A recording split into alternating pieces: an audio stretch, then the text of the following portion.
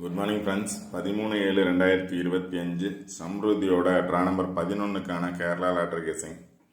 இந்த எடுத்திருக்க சார்ட்டில் பார்த்தீங்க அப்படின்னா 5-6-1 ரிசல்ட்டு பாஸ் ஆச்சு. ஸோ அதுக்கு ஆப்போசிட்டே பார்த்தோம் அப்படின்னா 0-0-7 அப்படிங்கிறது நேற்று பாஸ் ஆகிருக்கு. ஸோ இந்த சார்ட்டை பேஸ் பண்ணி ரிசல்ட் பாஸ் ஆகிறதுக்கான பாசிபிலிட்டிஸ் 100% இருக்கும்.